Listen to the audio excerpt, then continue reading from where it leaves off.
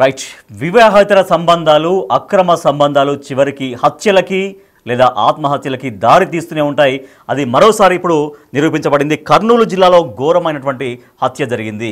అక్రమ సంబంధాలు మొదట్లో బాగానే ఉంటాయి, మొదట్లో చాలా ఆనందాన్ని ఇస్తూ ఉంటాయి, కానీ చివరికి వాటి డెస్టినేషన్ హత్య లేదా ఆత్మహత్య, చావులు, కేసులు, పోలీస్ స్టేషన్లు, జైళ్ళు, ఇవి మాత్రమే అక్రమ సంబంధాలు చివరికి దారి తీసేటువంటి పరిస్థితి. మనం బిగ్ టీవీ స్క్రీన్ పైన డిజిటల్లో ఎక్స్క్లూజివ్గా మనం చూస్తున్నాం. కర్నూలు జిల్లాలో చాలా దారుణమైనటువంటి హత్య జరిగింది అక్రమ సంబంధం పేరుతోటి. సో అదే గ్రామానికి చెందిన, ఏ గ్రామం అంటే సూదిరెడ్డిపల్లి అనే గ్రామం, కర్నూలు జిల్లాలో సూదిరెడ్డిపల్లిలో ఆ గ్రామానికి చెందినటువంటి ఒక వ్యక్తిని కురువ శేషన్న, మనం ఫోటో చూస్తున్నాం బిగ్ టీవీ స్క్రీన్ పైన ఎక్స్క్లూజివ్గా ఫోటో మనం చూస్తున్నాం. కురువ శేషన్న ఆయన ఒక మహిళతో, అదే గ్రామానికి చెందినటువంటి ఒక మహిళతో అక్రమ సంబంధం పెట్టుకున్నారు. దీంతో మహిళ యొక్క రిలేటివ్స్, వాళ్ళు భర్తనా లేకపోతే వాళ్ళకి సంబంధించినటువంటి వ్యక్తుల, సో వాళ్ళు ఏకంగా ఆయన ఇంటికి వెళ్ళారు. ఆయన ఇంటికి వెళ్ళి కత్తులతోటి, వేట కొడవళ్లతోటి ఆయన్ని అతి కిరాతకంగా హత్య చేసి చంపేశారు. సో హత్య చేసి చంపేసి అక్కడ దాకా వదలలేదు. చంపేసిన తర్వాత ఆ శేషన్న ఎవరైతే ఉన్నారో, హత్యకు ఎవరైతే గురయ్యారో, ఆయన కాలుని నరికి పోలీస్ స్టేషన్ దగ్గరలో పడేసి వెళ్ళిపోయారు ఆ నిందితులు. మనం బిగ్ టీవీ స్క్రీన్ పైన ఎక్స్క్లూజివ్గా మనం డిజిటల్లో విజువల్స్ చూస్తున్నాం.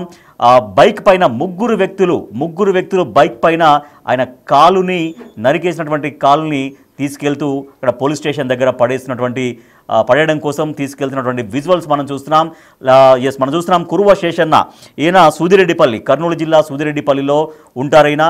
సో ఈయన ఒక మహిళతో, అదే గ్రామానికి చెందినటువంటి ఒక మహిళతో అక్రమ సంబంధం పెట్టుకున్నారని ఆరోపిస్తూ ఆయన్ను ఏకంగా అతి కిరాతకంగా చంపేశారు. కత్తులతో, వేట కొడవలతో చంపేసి ఆ కాలుని కూడా నరికేసి ఆ ముగ్గురు బైక్ పైన తీసుకెళ్తున్నారు.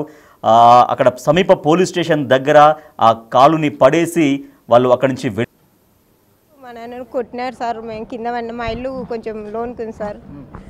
పోయింటే పూర్తి పడిపోయినారు సార్. తొలుకొని పోయి కంప్లైంట్ ఇచ్చి హాస్పిటల్కి తోలుకుపోయినారు సార్. మా ఆయన, నా కొడుకు, మా అమ్మ, నేను పోయినాం సార్ కంప్లైంట్ ఇద్దామని.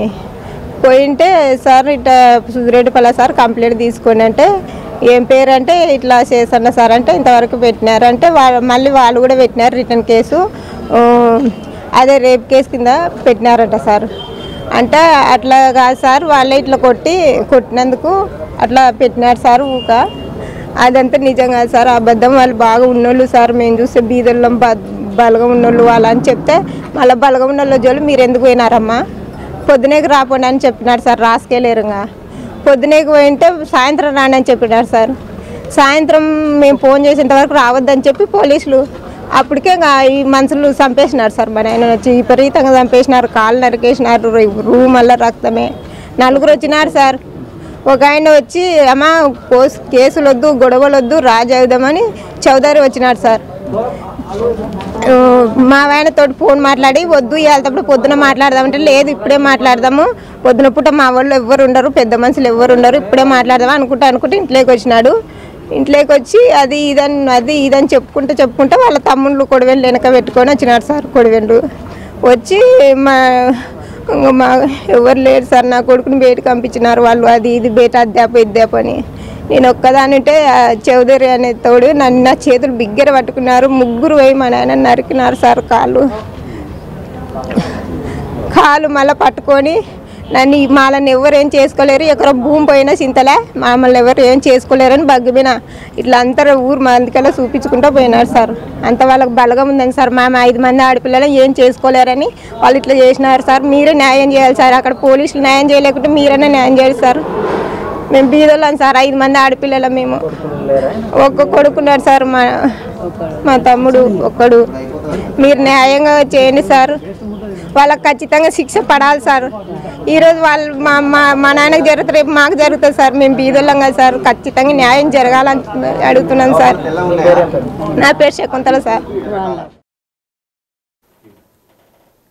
సార్ మేము భార్యాభర్త పండుకుంటుంది. చౌదరి అంటారు, గోవింద్ అంటారు సార్. వాడిని కుమారు, బీస్పల్లి, పర్ష 4 వచ్చినారు సార్. వచ్చి పండుకున్న వాళ్ళు వాకిళ్ళు గడేసుకొని పండుకోండి సార్. రాళ్ళు ఇంత గడ్డలు ఎత్తేసారు సార్, వాకిల మీద గడెల మీద గడెలు కూడా తెరుచుకున్నాయి సార్. నన్ను ఎత్తికిడ తలిగా సార్. మా వాయినని వేసేసి ఇంత బాధినారు సార్. ఇంత గడ్డలేసి కట్టెలేసి కొట్టినారు సార్. కొట్టి వదిలిపెట్టిపోయింటే కొంచెం బాగుండగానే పోలీస్ స్టేషన్ తీసుకుపోయినాం సార్. పోలీస్ స్టేషన్కి వేసుకొని పోయితే పోలీసులు ఉండరు కదా అని అనుకోండి మేము. వాళ్ళు సాయంత్రం రాపోరి రేపు రాపోరి అంటే సార్ మాకేం పట్టించుకోలేదు పోలీస్ స్టేషన్లో. ఎంత చెప్పినా కూడా నిన్న 6 గంటలకు రామన్నారు. మేము ఫోన్ చేసే వరకు రావాకంటారు సార్ పోలేదు సార్. 6 గంటలకు వచ్చి వాళ్ళు 4 పానమే తీసారు సార్. మళ్ళీ వచ్చి కత్తులు గొడ్డెన్లు తీసుకొని రూమ్లో పండుకోండి, మాతర్లు వేసుకొని ఇంత రొట్టె తిని పండుకోండి సార్. పండుకున్నోనే కాలు తెగ్గొచ్చి ఇట్లా కాలు తీసుకొని అమ్మడి కాలు ఇట్లా పైకెత్తి సార్ తీసుకొని పోయినారు, చంపినారు సార్. గొంతు నొక్కి ఇట్లా ఒత్తి నాలుక మీద దిండేసి మూతి మీద వచ్చి చంపేసిపోయారు సారు. నా కొంప మునిగిపోయా సారు. వలిగాలో నా మూడు పోయినట్ట ఏలే సార్. మా ఆయన కొంచెం తాగి తిట్టుకుంటూ అరుచుకుంటూ వచ్చినాడంట సార్. తాగిన వాళ్ళు బీబుంది తాగినాడు అరుచుకుంటూ వచ్చినాడు సార్. అరుచుకుంటూ వచ్చింటే ఇంత పని జరిగింది సార్. ఏం లేదు సార్, ఇళ్ళ పక్కల మంచిగానే ఉన్నాం, ఏం గొడవలు ఏం లేవు సార్. ఎవరితో కొట్లాడలేము సార్ మేము, ఏం లేదు సార్. నా పేరు చిట్టమ్మ సార్, కుర్వ చిట్టమ్మ అంటారు సార్.